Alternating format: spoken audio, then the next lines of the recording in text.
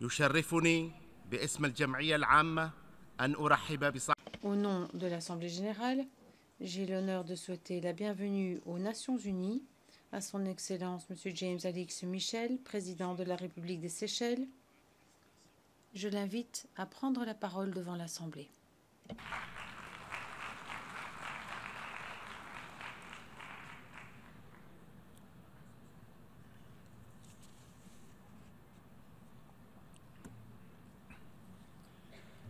Mr. President, Monsieur le Président de la 70e session de l'Assemblée générale des Nations unies, Monsieur le Secrétaire général des Nations unies, Mesdames et Messieurs les chefs d'État et de gouvernement, Mesdames et Messieurs les délégués, Mesdames et Messieurs. Nous, peuple des Nations unies, résolus, oui, c'était là des mots visionnaires et audacieux, rédigés il y a 70 ans. Des mots qui ont donné aux Nations unies leur sens, qui ont donné au monde une vision qui continue d'être une source d'inspiration et de motivation pour nous tous. J'ai toujours cru en cette vision, nous tous en fait. Et pourtant, malgré toutes les bonnes intentions, malgré l'inspiration que nous trouvons de la charte, il semblerait que quelque chose manque cruellement, et c'est la détermination. Le président Liketoft nous a exhorté à un nouvel engagement à agir. Cela confirme ce que je viens de dire. Son expérience lui permet et lui donne un privilège, celui de dire ce qu'il pense. Je puis faire de même.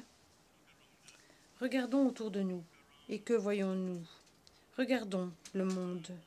Nous voyons un monde qui manque de détermination, un monde déchiré par des terribles guerres et des conflits, un monde où la pauvreté, la faim, la famine et les épidémies continuent d'augmenter, un monde où les inégalités, l'injustice et les disparités se multiplient, un monde où la détérioration et le saccage de l'environnement continuent impunis, un monde, notre monde, menacé par le changement climatique.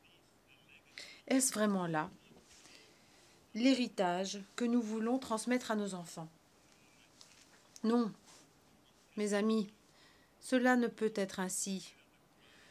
Nous devons entendre les cris des enfants qui ont faim, les enfants qui sont dans la détresse. Nous devons entendre les cris de désespoir des insulaires touchés par les effets du changement climatique. Nous devons sentir, ressentir la souffrance des femmes qui luttent pour garder en vie leurs enfants. Nous devons cesser de dépenser de l'argent pour détruire des vies.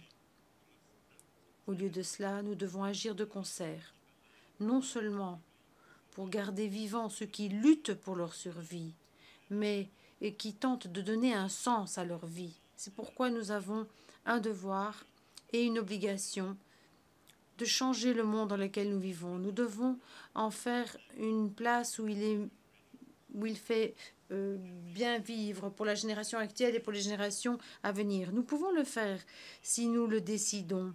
Si nous, qui nous trouvons dans une situation privilégiée pour guider nos peuples, si nous, disais-je, acceptons nos responsabilités, si nous laissons de côté les hésitations, si nous regardons au-delà de l'étroite poursuite d'intérêts nationaux et idéologiques, nous pouvons faire que cela devienne réalité si nous adoptons, pas du bout des lèvres, mais avec détermination, les principes de la justice et de l'égalité. Commençons avec les Nations unies elles-mêmes. Ces nobles idéaux sont tout aussi pertinents aujourd'hui qu'au moment de leur fondation. Malheureusement, cependant, les structures de gouvernance, notamment le Conseil de sécurité, elles, ne sont plus pertinentes. Dans le monde d'aujourd'hui, cela représente une institution fondamentalement non démocratique et non représentative. On peut dire la même chose pour les organisations internationales créées dans le sillage des Nations Unies. Nous devons faire en sorte que ces institutions et ces organisations soient pertinentes et correspondent aux réalités de l'heure. Commençons.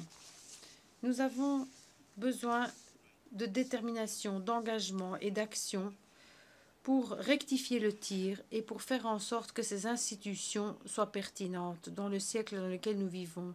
Il faut ainsi donner un sens à la démocratie sans exclusion participative. Nous avons besoin de mesures résolues pour préserver l'esprit et l'essence du développement durable, pour que cela soit appliqué à l'échelle planétaire. Il reste encore de nombreux défis à relever, notamment pour les petits États insulaires en développement. Nous sommes les sentinelles de la nature, les gardiens de nos océans. Mais les actions ou le manque d'action, comme c'est le cas pour d'autres, menacent notre quotidien et notre existence même. Comme le pape François l'a mis en exergue récemment, nous devons briser le modèle de croissance actuel. Nous devons accorder la priorité à la protection de la nature plutôt qu'à la consommation. Et nous pourrons ainsi atténuer les effets du changement climatique. Le changement climatique, ce n'est pas la création des petits États insulaires en développement. Et pourtant, nous sommes en première ligne de ce changement climatique. Et c'est pourquoi nous allons encore et encore aborder cette question devant chaque instance, notamment celle-ci, parce que nous sommes la conscience de ce monde. Monsieur le Président, vous avez donné le ton pour un nouvel engagement à agir. Et, j'oserais le dire, pour agir de manière résolue dans votre discours d'ouverture. Les deux sont indivisibles. Cela représente le contexte adéquat pour le programme pour le développement durable à l'horizon 2030. Ce programme à l'horizon 2030 établit des objectifs, et des cibles et un calendrier réaliste pour la création d'un monde meilleur, en ne laissant personne pour compte. Il s'agit là d'un programme sans exclusion qui explique clairement qu'il ne peut y avoir de développement durable sans paix et qu'il ne peut y avoir de paix sans développement durable. La durabilité a toujours été et continuera d'être au cœur des efforts en matière de développement consentis par les Seychelles. Avec nos voisins, les autres PEID, nous avons participer activement à ce débat pour nous assurer que nos préoccupations et que nos besoins trouvent réponse.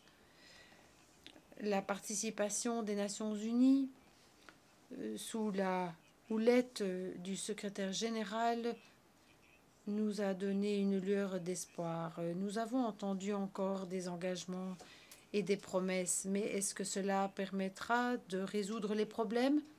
Non, à moins que ces promesses ne se traduisent en actions concrètes. La mise en œuvre, ou plutôt l'absence de mise en œuvre du principe de traitement spécial et différencié des petits États insulaires en développement représente une de nos préoccupations majeures. Ce n'est pas parce que certains d'entre nous ont atteint un statut de pays à revenu moyen ou supérieur que nos efforts de développement sont contrariés par la non-fourniture de fonds internationaux à des taux préférentiels. Une approche basée sur un modèle pour tous par rapport au développement n'est pas à l'ordre du jour. C'est injuste et c'est inacceptable sur le plan moral. Nous, les habitants des petits États insulaires en développement, allons continuer de vous rappeler cela, parce que les îles restent le compas moral du monde, parce que notre propre programme est inextricablement lié au programme de l'humanité. Et nous allons toujours insister sur la nécessité d'avoir une approche taillée sur mesure pour pouvoir relever les défis spécifiques auxquels nous faisons face. Une approche qui tient compte de nos vulnérabilités.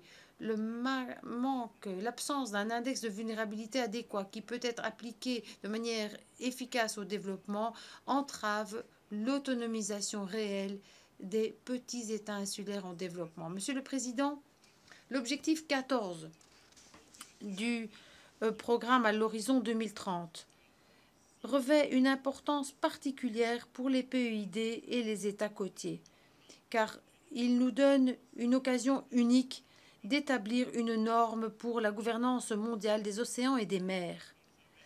L'objectif visant à conserver et à utiliser de manière pérenne les océans, les mers, les ressources marines pour le développement durable. Voilà l'axe central de l'économie bleue. Et ce concept a été adopté par de nombreux petits États insulaires en développement en tant que mécanisme pour assurer la croissance durable en se basant sur une économie basée sur l'océan et la gouvernance océanique. Le programme d'action de la Barbade, la stratégie de Maurice et la voie à suivre de Samoa sont essentiels à cet égard. Pour les nations océaniques, la mer est notre sang et l'économie bleue est le catalyseur grâce auquel nous pouvons apprendre à prospérer. Mais nous ne pouvons prospérer dans un environnement d'insécurité. La sécurité maritime revêt une importance capitale pour la majorité des PEID et pour les États ayant un littoral. Dans notre région du monde, là où la piraterie est en pleine augmentation, nous devons rester vigilants. Cependant, nous avons montré dans le cas de la piraterie que les alliances à l'échelle mondiale ont fait une différence en matière de fourniture de sécurité, là où il n'y en avait pas. À cet égard, je souhaiterais exprimer toute ma reconnaissance aux Nations Unies et à d'autres partenaires internationaux.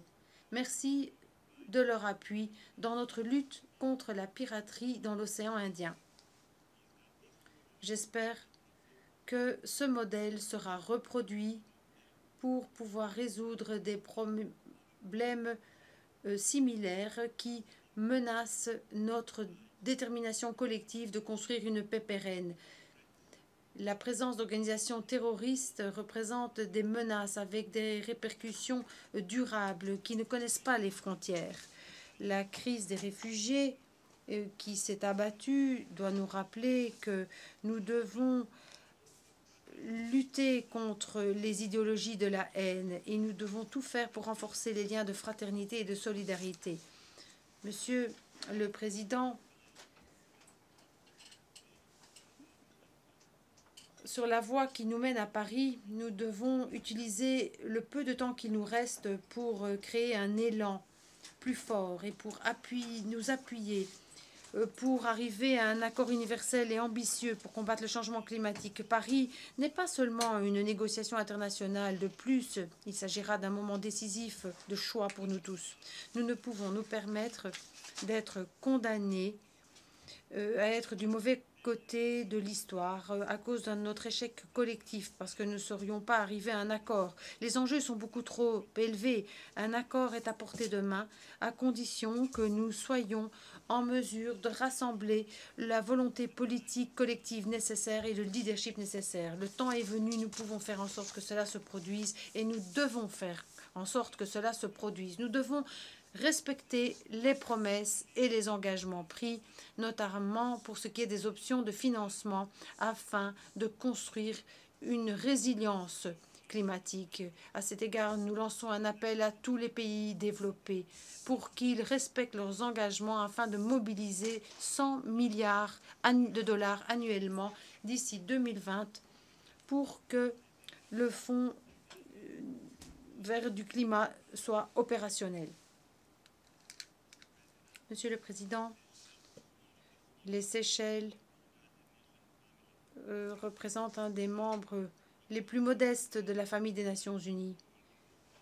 Nous continuerons de jouer un rôle actif au sein des Nations Unies pour créer un monde juste, un monde plus sûr.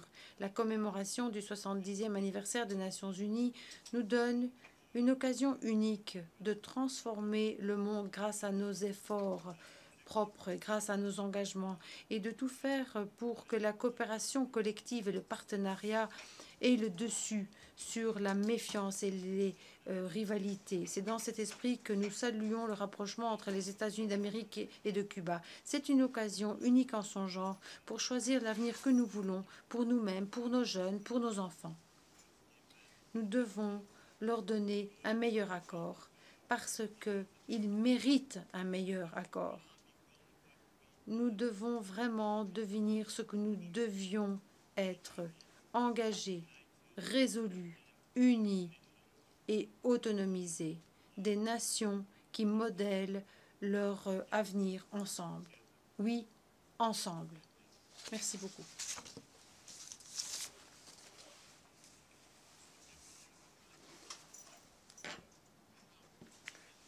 Au nom de l'Assemblée générale, je souhaiterais remercier le président de la République des Seychelles de son allocution.